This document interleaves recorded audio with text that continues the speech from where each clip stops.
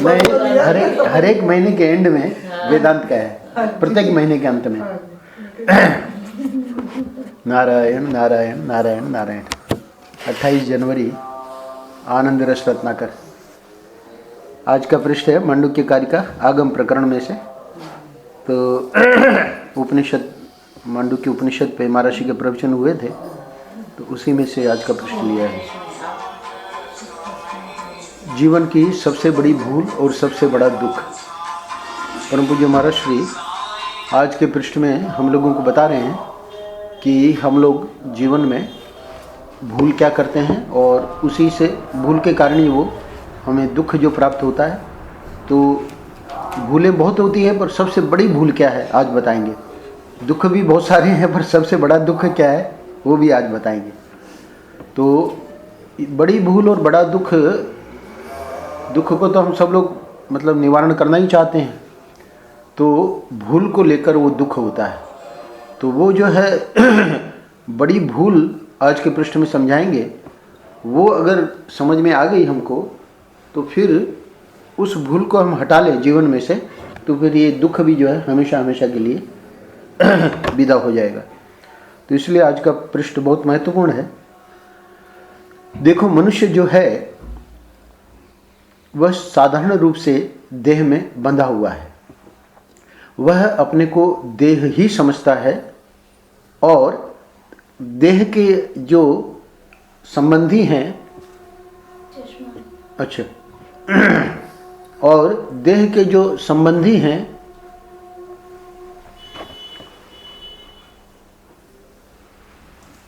उनको समझता है मेरा। इसका फल क्या निकला? एक व्यवहार की बात देखो। जब हम 3.5 हाथ के शरीर को मैं समझते हैं, तो इस शरीर के सुख से सुखी और इस शरीर के दुख से दुखी होते हैं। और इस शरीर के लिए जो सुख कारक पदार्थ हैं उनसे राग करते हैं, और इस शरीर के लिए जो दुख कारक पदार्थ हैं उनसे द्वेष करते हैं। हमने अपने को एक सीमा में बांध दिया। अब बोले भाई इतना मैं हूं और मेरे सिवाय और सब दूसरा है। जब हमने अपने को शरीर समझा, तब दूसरे भी हमको शरीर समझते हैं और संसार के सुख दुख इसी बात पर आते हैं। तो पहले पैराग्राफ में, फर्स्ट पैराग्राफ में महाराज ये समझा रहे हैं कि संसार के सुख दुख आते क्यों हैं। तो सुख के लिए तो हमको कोई परहेज नहीं है। संसार के सुख भले आवे, पर साइलेंट में कर दो, उसका साइलेंट में डालो। संसार के दुख क्यों आते हैं उसको भी समझना पड़ेगा, क्योंकि सुख से परहेज नहीं है, पर सुख के साथ हमेशा दुख भी आते हैं। इसलिए वो फर्स्ट पैराग्राफ बहुत इंपॉर्टेंट है। परम पूज्य महर्षि समझा रहे हैं कि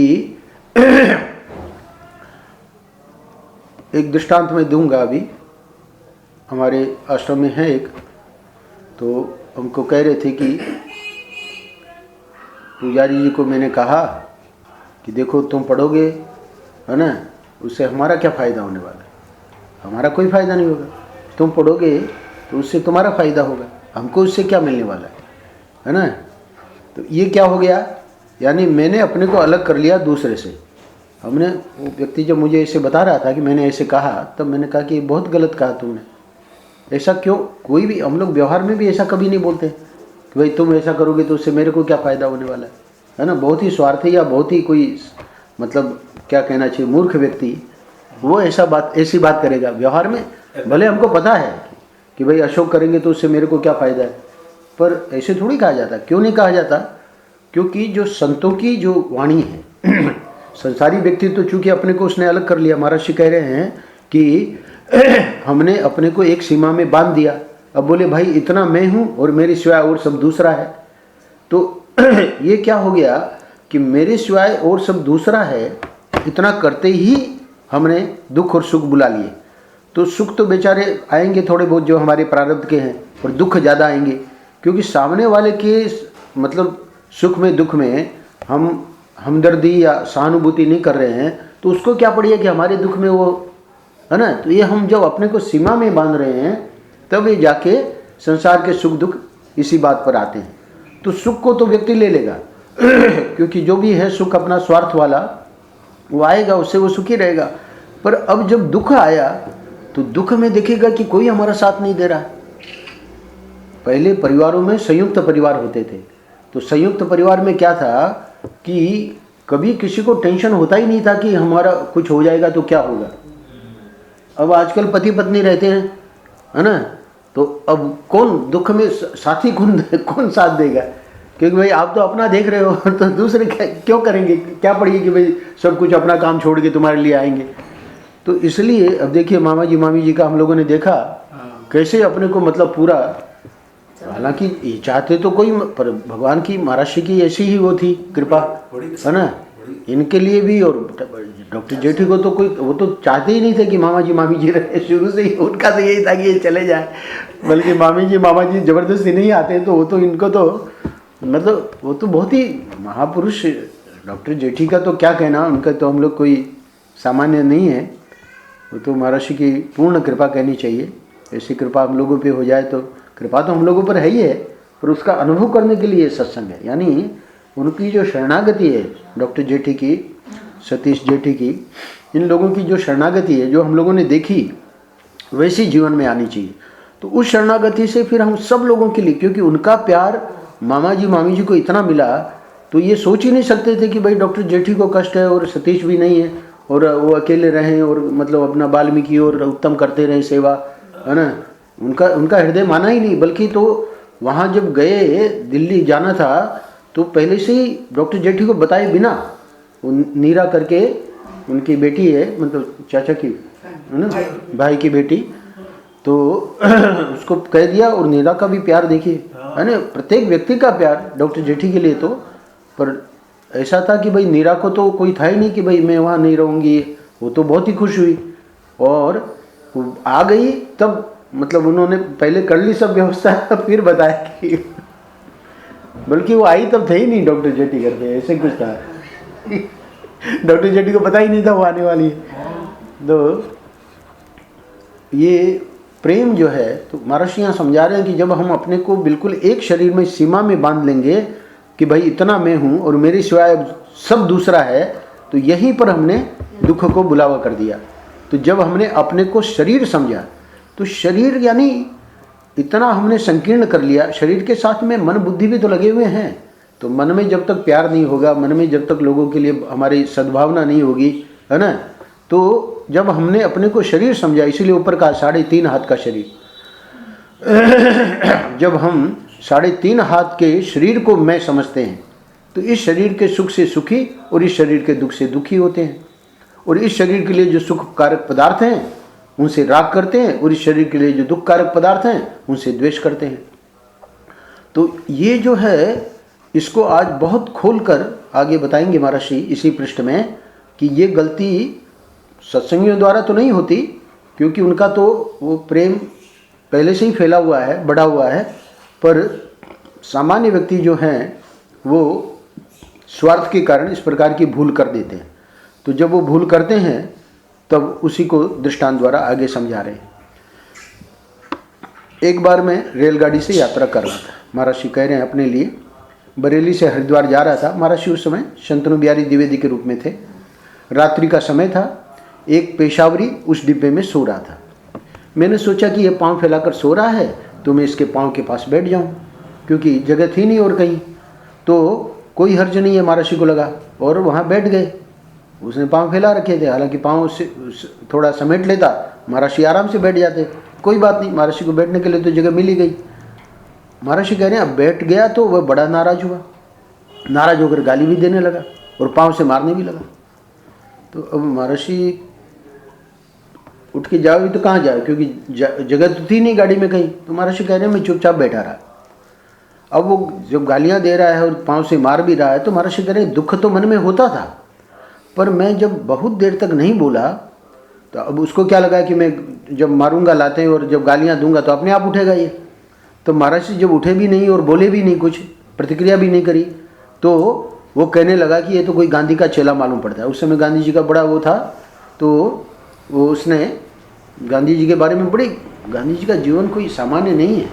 गांधी जी के बारे में कहते हैं कि ऐसा महापुरुष लोग सोच भी नहीं सकते कि ऐसा महापुरुष मतलब इस संसार में कोई आया था और ऐसा रहा, ऐसा उनका जीवन था। तो गांधी जी ने अपनी उस विशेषता के कारण पूरी विश्व प्रसिद्धि प्राप्त कर ली।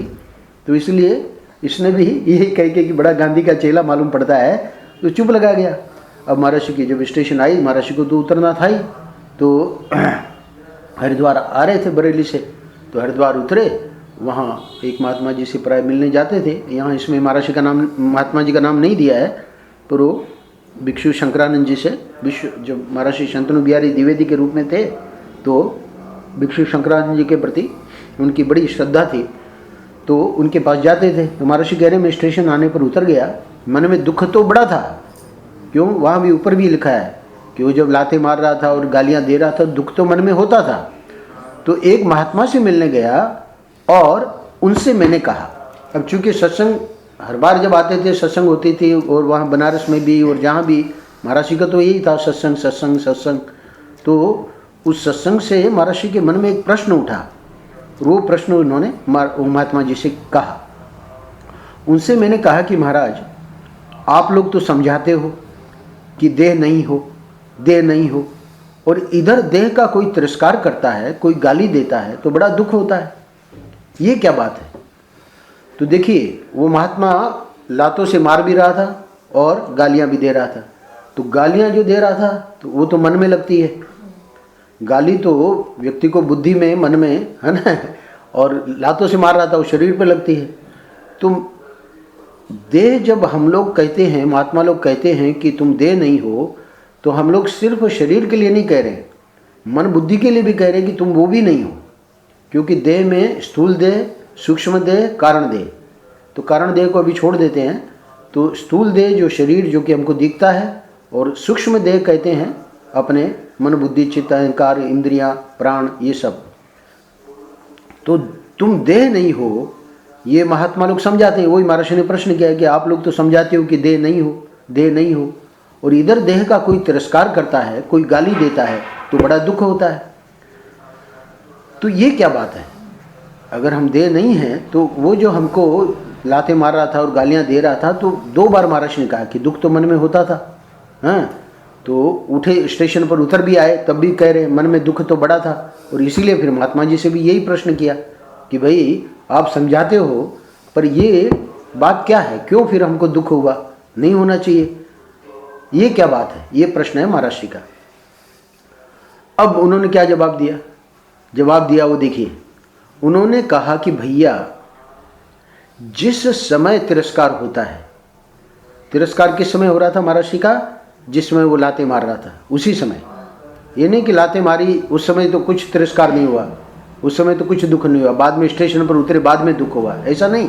उसी समय, जिस समय तिरस्कार होता है, तो उस समय तुम उस ऐसी जगह पर बैठे रहते हो जहां बैठने पर तिरस्कार होना ही चाहिए। जब जब तुम्हें अपमान का अनुभव होता है, तब तक तुम्हारी बैठक ऐसी जगह पर रहती है जहां तुम अपमान के पात्र रहते हो। तो ये उन्होंने एक मतलब ऐसा वाक्य बोल दिया। तो महाराज को तो समझ में आ ही गया, पर हम लोगों को समझा रहे हैं। तो हम लोगों को समझाने के लिए कह रहे हैं कि जैसे मानो कि महाराज ने पूछा, मैंने पूछा कि महाराज ये कैसे, तो अब वो भी दृष्टांत के द्वारा समझा रहे हैं। वो क्या दृष्टांत दे रहे हैं? वो दृष्टांत दे रहे हैं, उन्होंने कहा कि अच्छा, जहाँ कूड़ा फेंका जाता है वहाँ जाकर कोई आदमी बैठ जाए। अभी जितना यहाँ का कूड़ा है ना, ये सब लोग, ये अपना जो है लक्ष्मण जो भंगी अपना हरिजन आता है, वो गाड़ी में लेके सब कूड़ा और भंडारे का और सब जितना कूड़ा है वहाँ पटरी के पार जाके और उधर एक जगह सब फेंक देते हैं। वो अपना जो है रेलवे पटरी उधर फेंक देते हैं ये लोग, है ना। तो जहाँ कूड़ा फेंका जाता है, अब समझो कि हम उधर से निकल रहे हैं, शॉर्टकट ले रहे हैं, तो शॉर्टकट ले रहे हैं और वहीं थोड़ा सा हम बैठ गए जहाँ कूड़ा फेंका जाता है। तो वहाँ जाकर कोई आदमी बैठ जाए, या जहाँ गंदा पानी बहाया जाता है उस नाली में जाकर कोई आदमी लेट जाए। और अब देखो लक्ष्मण वहाँ आया, तो हम वहाँ बैठ गए थे कूड़े पे। तो उस पर कोई एक बाल्टी गंदा पानी और डाल दे या एक कचरे की टोकरी और उसके ऊपर उड़ेल दे, तो यानी वो तो उड़ेलने आया है कूड़े पे, पर हम गलत जगह पे बैठे हैं ना, तो कूड़ा हम पर भी मतलब आएगा। अथवा नाली में लेटे हैं तो नाली पे तो गंदा पानी जब डालेगा तो हमारे पर ही आएगा। तो वहाँ बैठने वाले का दोष है, उड़ेलने वाले का दोष नहीं है। ये हो गया दृष्टांत। दाष्टांत क्या है? दाष्टांत यह है कि ये जो हड्डी मांस चाम विष्ठा मूत्र की जो ये पुड़िया है, यानी ये जो हमारा शरीर है, इसको जब मैं और मेरा करके बैठते हो, ऊपर कहा था महर्षि ने 3.5 हाथ के शरीर को मैं समझते हैं। और इतना ही नहीं, अपने मन बुद्धि अहंकार जो है उसमें भी अपनी सीमित, यानी और लोगों का कोई मतलब नहीं है, और लोग दुखी हुए तो हुए, है ना, तो वहाँ पर भी संकीर्णता, तो वो संकीर्णता भी एक तरह का कूड़ा है। तो वो कूड़ा जो है, उस कूड़े पे जैसे हम मैं करके उसमें बैठ गए, तो अब क्या होगा? कह रहे हैं कि तुम कौन से पूज्य स्थान में बैठते हो, यानी हमको बैठना कहाँ चाहिए? हमको बैठना चाहिए, महर्षि ने 1 जनवरी में लिखा है कि और सब कुछ भूल जाए तो भूल जाए, पर एक चीज़ नहीं भूलना। वो क्या?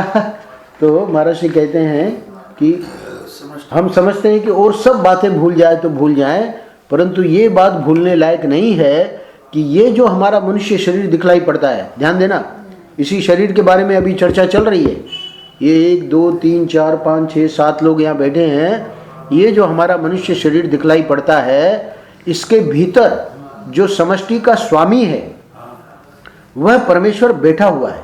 यानी पहले से ही वो परमेश्वर समष्टि का स्वामी, वो परमेश्वर ऐसा नहीं है कि भाई इस परमेश्वर से तो कुछ नहीं होगा। समष्टि का स्वामी जो परमेश्वर है वो हमारे हृदय में बैठा हुआ है। और महर्षि कह रहे हैं कि सब भूल जाए तो भूल जाए, कोई बात नहीं, पर ये बात नहीं भूलनी चाहिए। तो महर्षि कह रहे हैं कि ये जो इसमें हम बैठे हैं, शरीर को मैं करके बैठे हैं, ये कौन से पूज्य स्थान में बैठते हो? ये तो पूज्य है ही नहीं। परमेश्वर तो आत्मा रूप से बैठा है ना, परमात्मा रूप से, तो वहाँ और अपने को अंदर जब अंतर्मुख करके ध्यान में जो आते हैं, भाई महर्षि है ना, महर्षि का ध्यान होता है, बहुत से लोग ध्यान करते हैं, तो वो जो परमेश्वर है वहाँ वो पूज्य स्थान है। पर हम लोग गलत स्थान में बैठे हैं। इसलिए उसने कहा, भैया जिस समय तिरस्कार होता है उस समय तुम ऐसी जगह पर बैठे रहते हो जहाँ बैठने पर तिरस्कार होना ही चाहिए। यानी तुम अपने को चूंकि यही समझ रहे थे, तो तिरस्कार यानी कूड़े पे कूड़ा डाला जा रहा था ना, जो गालियाँ और जो लातें लग रही थी वो परमात्मा को तो लग नहीं सकती, है ना। परमात्मा तो उस समय भी एकदम आनंद में था और इस समय भी आनंद में। इसलिए राम किंकर जी ने समझाया। वो बात मैं प्राय कहता हूँ, मामा जी मामी जी अशोक को शायद कम सुनिए, ये लोग तो आते रहते हैं ना, तो सुनते रहते हैं। राम किंकर जी ने, मामी जी, बताया कि जब भगवान राम और सीता लेटे हुए थे, वहाँ घास की वो बना दी थी निषाद राज ने शैया, क्योंकि लेटना है, तो वो तो घर में तो जाएंगे नहीं, वनवास था ना, तो वनवास में ये भी एक थी प्रतिज्ञा कि गांव में या घर में कहीं नहीं जाएंगे, वन में ही रहेंगे। तो वन में क्या करें, बिस्तर ला के देना तो ठीक ही नहीं लगेगा, फिर तो वनवास का ही का हुआ। तो इसलिए उसी का घास का बना दिया, उसी में लेटे हुए थे। निषाद राज और लक्ष्मण पहरा दे रहे थे, तो आपस में सत्संग की चर्चा हो रही थी। तो उसी चर्चा में ये बात आई कि निषाद राज ने सोचा कि भाई शास्त्र तो साफ बताते हैं कि भाई ये कर्मों, कोई गलत कर्म किए हैं तो उसका फल दुख, और अच्छे कर्म किए तो उसका फल सुख। तो राम सीता को ये जो दुख हो रहा है, तो इनके आखिर में ऐसे कौन से खोटे कर्म हैं जिससे कि इनको इतना कष्ट हो रहा है, मतलब ऐसे सोना पड़ रहा है। तो राजकुमार हैं, तो महलों में सोते पर इस कष्ट को भोग रहे हैं। तो ये कह के वो कैकेयी के प्रति मतलब द्वेष और नाराज़ भी हो रहा था। और ये बात लक्ष्मण से जब उसने कही तो लक्ष्मण ने बड़ी बढ़िया बात सुनाई।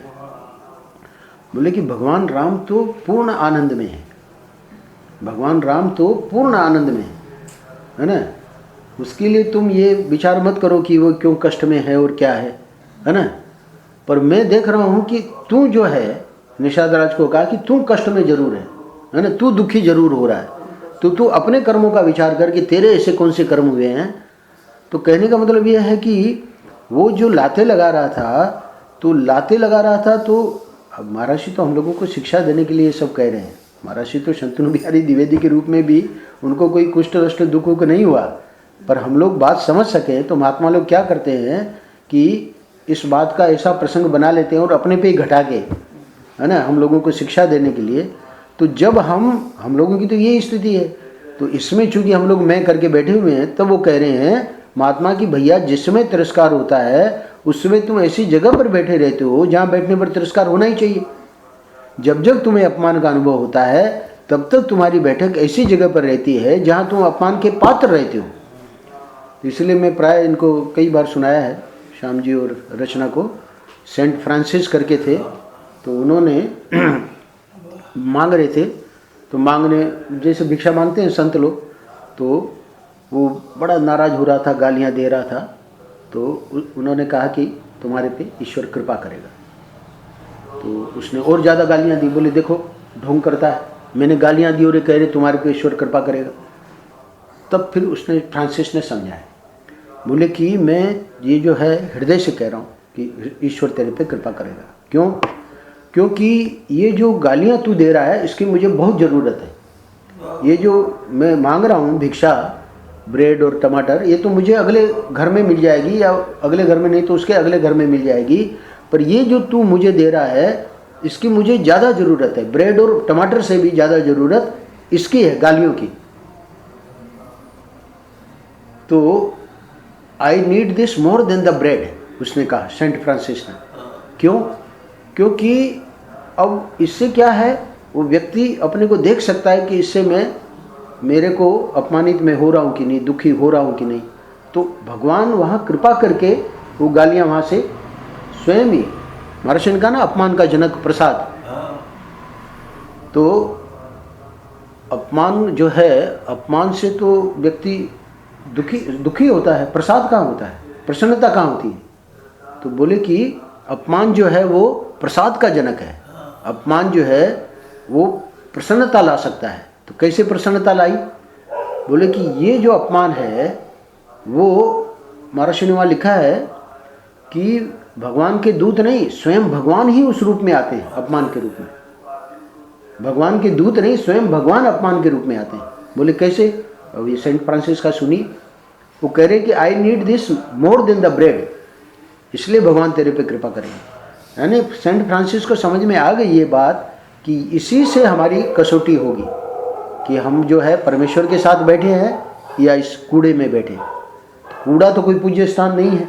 इसलिए वो समझा रहे हैं कि क्या कह रहे हैं, बोले कि जब हड्डी मांस चाम विष्ठा मूत्र की जो ये पुड़िया है, इसको जब मैं और मेरा करके बैठते हो तो तुम कौन से पूज्य स्थान में बैठते हो? हड्डी मांस चाम विष्ठा मूत्र पीप, ये सब क्या चीज़ है? गंदी जगह है ना, ये सब कूड़ा है। वह इसी पर तो फेंका उसने, जो लातें मारी और वो जो अपमान किया, गालियाँ दी, तो वो परमेश्वर को तो दे ही नहीं सकता था। तुम अपमान की जगह पर बैठे हुए हो, इसलिए तुम्हारा अपमान होता है। तो यानी हमको वो जो महर्षि ने 1 जनवरी में कहा कि हमारे हृदय में ही परमेश्वर बैठे हैं, तो वहाँ हमको अपना स्थान बनाना है। ये जो है इसका तो जो भी है प्रारब्ध है ना, प्रशंसा भी मिलेगी, गालियाँ भी मिलेगी, है ना। मामा जी मामी जी ने दोनों देख रखा है ना। कहाँ वो जो है इनकी बहू रानी ऐसी लीला करी है और दोनों चुप रहे, क्या करते भाई? जिसको जो बोलना है, अब अपमान तो होता ही है, दुख, जैसे महाराज ने कहा दुख तो होता ही है, पर वो दुख जो है वो परमेश्वर का नहीं हो सकता। हम महाराज के साथ बैठे हैं, अपने सदगुरु के साथ बैठे हैं, तो कहाँ दुख होगा? तो ठीक है, तो वो जो है सेंट फ्रांसिस ने कहा कि ईश्वर तुम्हारे पे कृपा करेंगे। तो महात्मा ने कहा कि न केवल यह वह उचित तिरस्कार करता है। अब वो कह रहे हैं, जैसे फ्रांसिस ने कहा ना कि तेरे पे ईश्वर कृपा करेंगे, वैसे महाराज भी यहाँ उस महात्मा ने यही समझाया कि वो सिर्फ उचित तिरस्कार तो कर ही रहा है क्योंकि वो तुम गलत जगह बैठे हो, बल्कि वह भला करता है। अब भला करता है ये बात कैसे समझ में आएगी? सुनिए, कोई बुरा काम करने लगे और माँ बाप कभी एक आध चपत उसको मार भी दें तो वे उसकी भलाई करते हैं कि तुमको ऐसा नहीं करना चाहिए।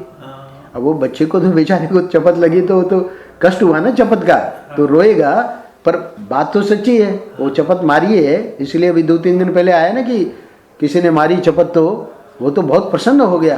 बोले कि हम तो ऐसी कल्पना ही नहीं कर सकते थे कि आप हमारी गलती पे इतना मतलब ऐसा कर सकते हैं। तो इसी प्रकार जब किसी ने देह में बैठे तुम्हारा तिरस्कार किया तो उसने तो माँ बाप सरी का आचरण किया। एक चपत लगाया माने वह सावधान करता है कि तुम देह में मत बैठो, देह बनकर मत बैठो, इससे ऊपर बैठो। इससे ऊपर बैठो का मतलब वही जो मैंने बताया, परमेश्वर हमारे हृदय में परमेश्वर है, सदगुरु है, तो वहीं हमारी बैठक होनी चाहिए। और ये तो जो है शरीर मन बुद्धि इनका तो जैसा प्रारब्ध है, जहाँ प्रशंसा मिलनी है वहाँ प्रशंसा मिलेगी, है ना। जहाँ गालियाँ मिलनी है वहाँ नहीं चाहेंगे तो भी गालियाँ मिलेंगी है ना। तो नारायण हम तो ये बात कह रहे हैं कि हम जो आकर कूड़े पर बैठ गए हैं ना, यहाँ तो अपमान ही मिलेगा, तिरस्कार ही मिलेगा। देह में मैं कर लिया, यही तो हमारे जीवन की सबसे बड़ी भूल। देखिए ध्यान दीजिएगा, यानी और इससे बड़ी भूल और कोई नहीं हो सकती। क्यों? क्योंकि देह में मैं कर लिया ना। मैं करना चाहिए था परमात्मा में, अपनी आत्मा में, है ना, अपने असली स्वरूप में। तो उसको तो हम अभी जानते ही नहीं हैं, तो नहीं जानते, इसलिए ये सत्संग करते रहो करते रहो करते रहो, है ना। तो धीरे धीरे उसकी जानकारी, अब देखिए डॉक्टर जेठी और उनका जीवन सतीश का, तो उन्होंने सत्संग से उस चीज़ को जान लिया ना, तो ये तब जानेंगे। हमारे अशोक जी संत स्वरूप बैठे ही हैं यहाँ सामने, तो है ये साईं की कृपा है। हर कोई ऐसी स्थिति में थोड़ी पहुँच सकता है ना। पुष्पा की भी क्या प्रशंसा करें, ये लोग तो सब साईं के ही साईं का प्रसाद है इनके रूपों में।